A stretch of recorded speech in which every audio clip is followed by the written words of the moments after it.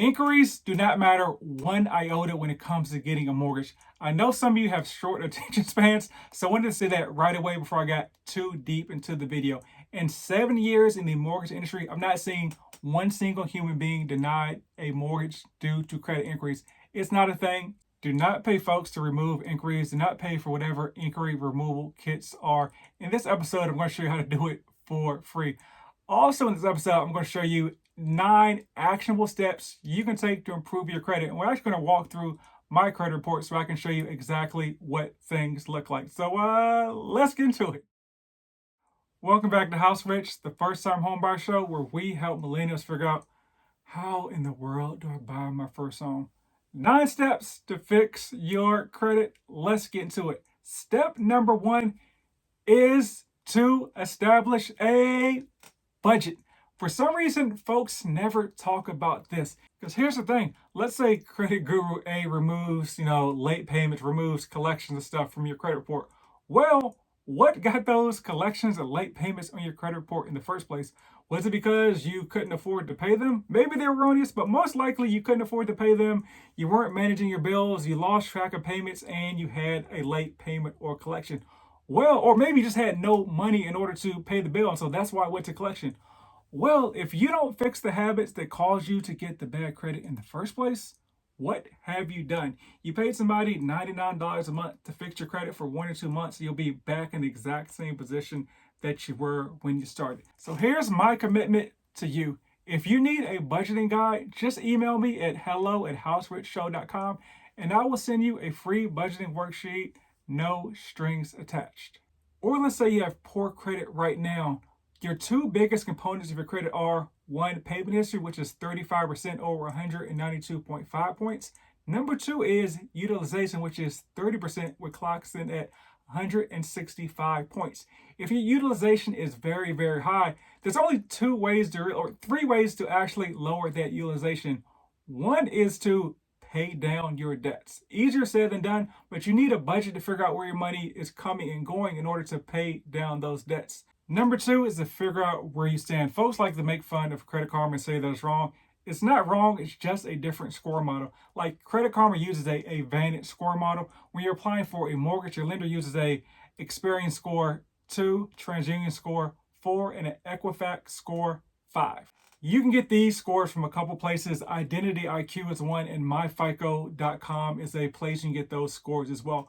You have to pay for those sites, but if you want to get your credit report for free, you can go to annualcreditreport.com. So this will not give you an actual credit score, but it's a good gauge of where you're at. So for instance, if you go to your banking app, which uses a Vantage score model, and you see, oh, I have a 740 credit score. And then if you go to annualcreditreport.com and you'll pull your credit report and you have like no negative or derogatory events on your credit report, okay, this 740 is probably accurate.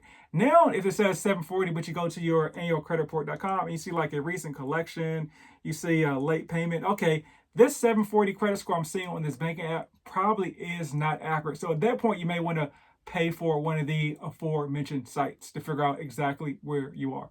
Or also, you can just go to a lender and have them pull your credit for free. Don't be scared of inquiries. As I talked about at the very beginning, they do not matter at all when applying for a mortgage, and they have very, very, very little impact on your actual credit score. The paid sites like Identity IQ, myficoscore.com, they're a lot more user-friendly and easier to analyze your credit score or your credit profile than like the annualcreditreport.com. So pick your own fighter. Now that we have a copy of our credit report, the very next thing to do is to analyze and make sure the personal information on there is correct.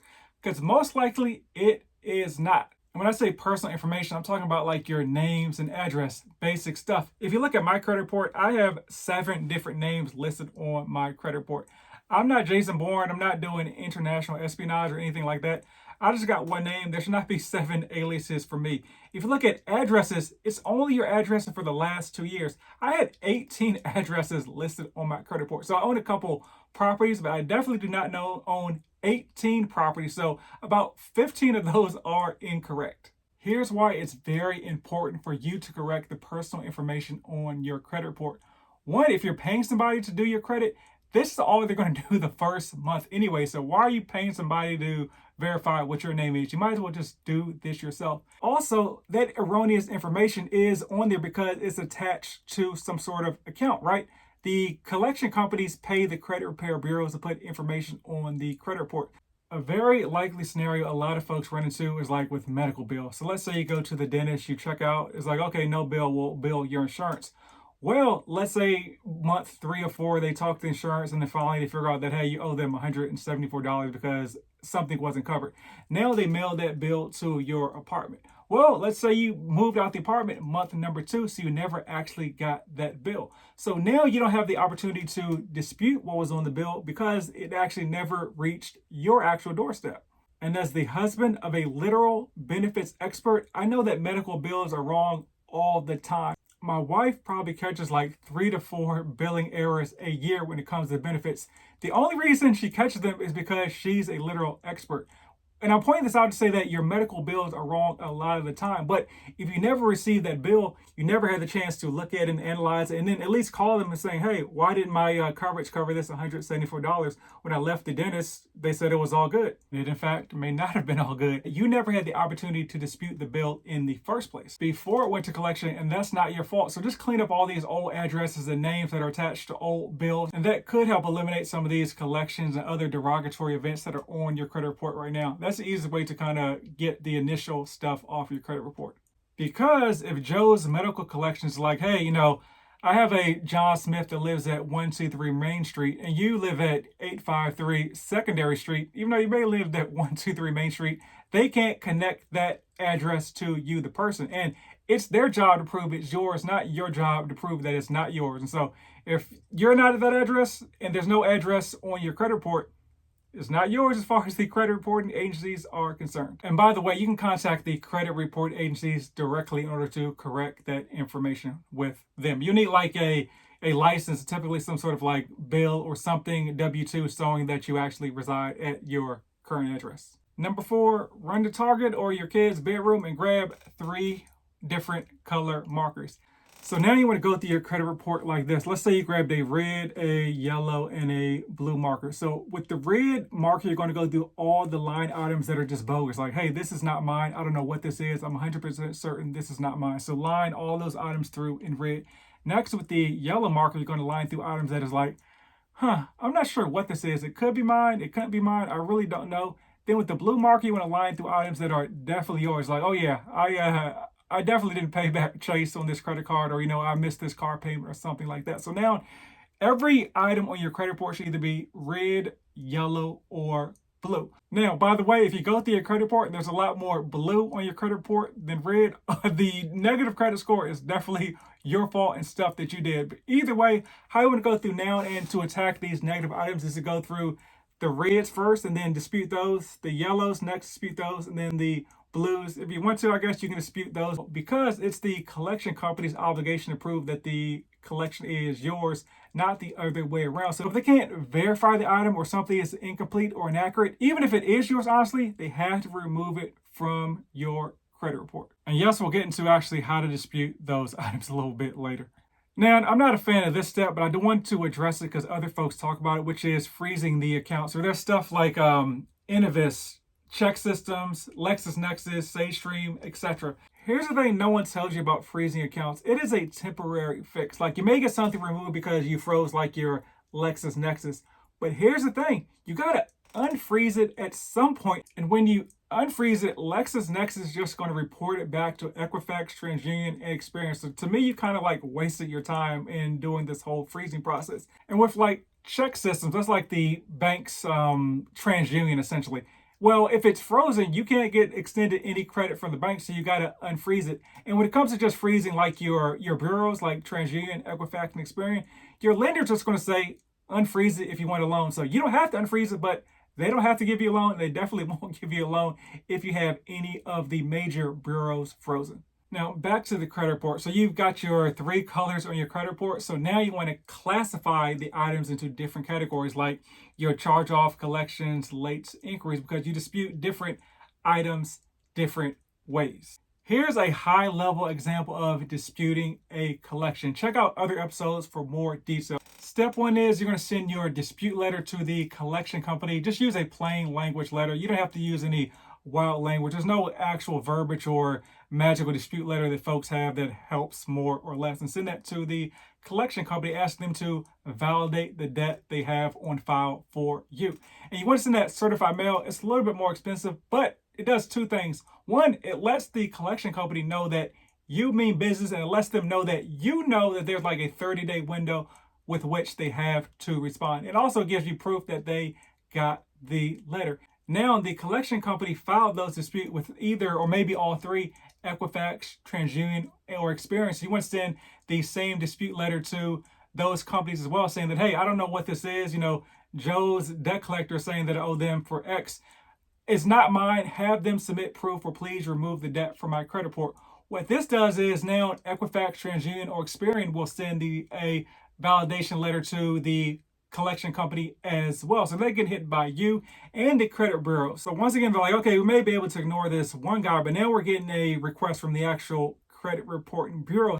And because honestly, unfortunately, we live in such a litigious society, they know that they could potentially be fined up to $1,000 per violation if they don't respond to you and or the credit report agency, or if it's just a bogus claim as well. So sometimes they have no proof. They may just remove it from the credit report without you even having to do anything because they don't want to get fined. But most likely they will say the debt is validated. And so this is what you have to do next. You want to follow back up with the debt collector. Them just telling you that the debt is yours is not validating the debt. They need to send you actual proof that the debt is yours. Like, hey, did you sign something, like something in writing showing that the debt is yours? If they can't do that, they need to remove the debt from your credit report. So sometimes you have to follow up 2-3 times, because sometimes these debt collectors will just try to like wait you out. But if it's not yours, or if they don't have any proof that it's yours, it needs to be removed from your credit report. Now, what they're most likely to do is they will call you, which leads us to our next step. So if the debt collector calls you, just say this: hey, I've sent you a letter to correspond only in writing. Have you received that letter? They'll probably say no, because you probably haven't sent the letter, right? Because you don't even know to send the letter. But just say it anyways, and also say that, hey, I feel like you're harassing me. Could you please stop calling?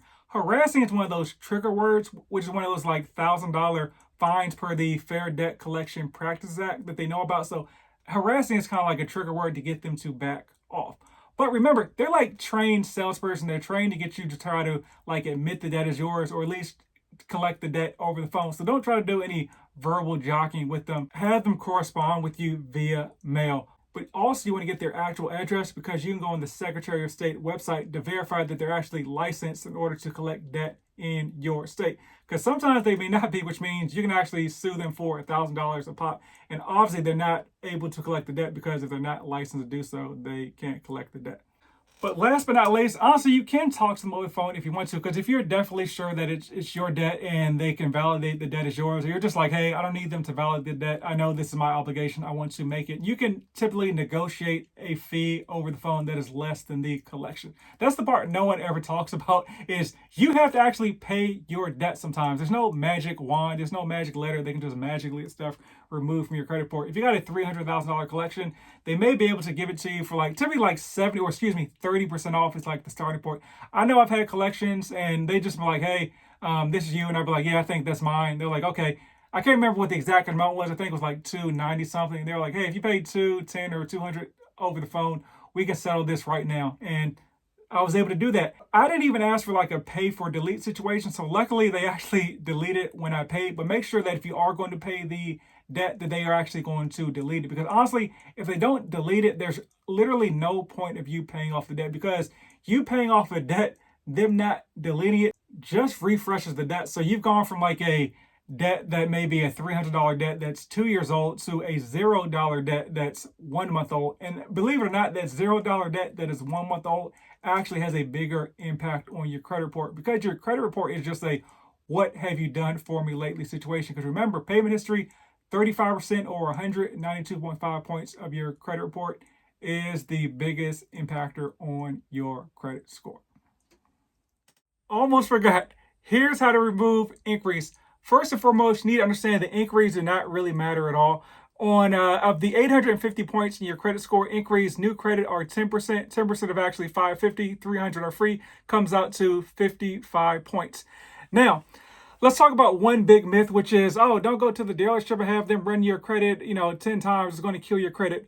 All inquiries from car loans, mortgages, and student loans within like a 30 to 45 day window count is only one hit. So let's say you go to the car dealership and you get a car and they run your credit 10 times. Well, one of those inquiries has to stay in your credit report because that inquiry is attached to the actual item you got.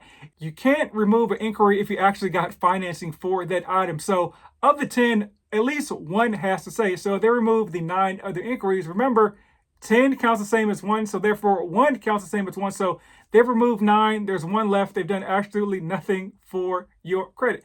Now let's get into how to remove the inquiry. All you do is call the company and say, hey, I did not apply for financing on item X with you. Please remove that inquiry from my profile. They'll do one of two things. They'll say, okay, we will remove the inquiry, or they'll say, no, we will not remove the inquiry.